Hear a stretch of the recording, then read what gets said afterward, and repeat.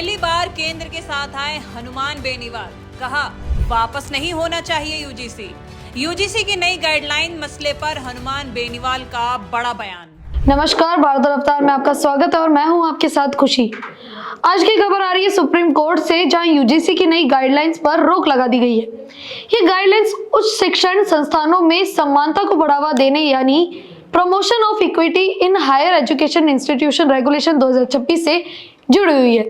ये मुद्दा काफी गरमाया हुआ है क्योंकि इसमें जातिगत भेदभाव, सामाजिक समरसता और कैंपस में छात्रों की सुरक्षा जैसे संवेदनशील पहलू शामिल है।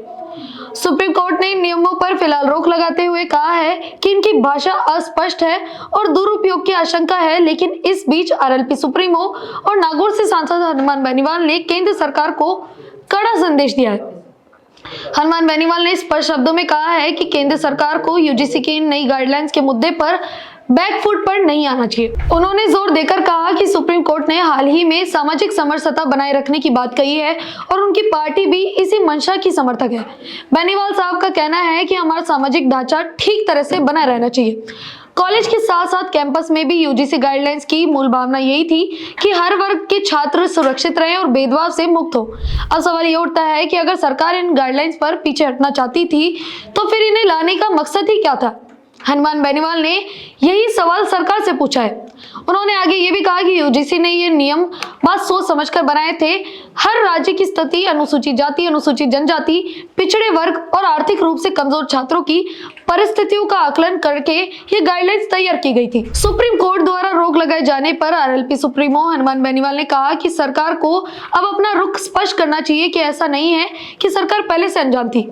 एक और महत्वपूर्ण बात हनुमान बेनीवाल ने यह भी कहा कि कैंपस में अगर किसी भी वर्ग का छात्र बदमाशी करता है, रैगिंग करता है या किसी को अपमानित करता है तो उसके खिलाफ सख्त कार्रवाई होनी चाहिए, भले ही वो आरक्षित वर्ग से हो या सामान्य वर्ग से।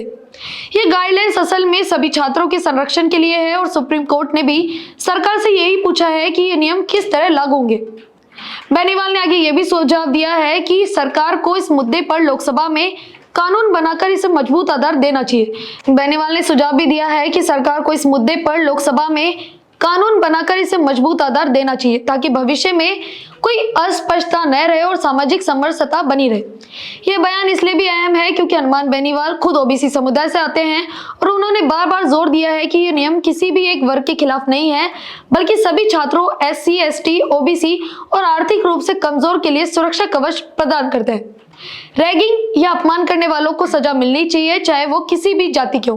अब देखना यह है कि केंद्र सरकार सुप्रीम कोर्ट में क्या रुख अपनाती है। क्या वो इन गाइडलाइंस का बचाव करेगी या कोई नया संशोधन का रास्ता अपनाएगी? तो आपकी इस मुद्दे पर क्या राय है, हमें कमेंट्स में जरूर बताएं और बने रहिए हमारे साथ।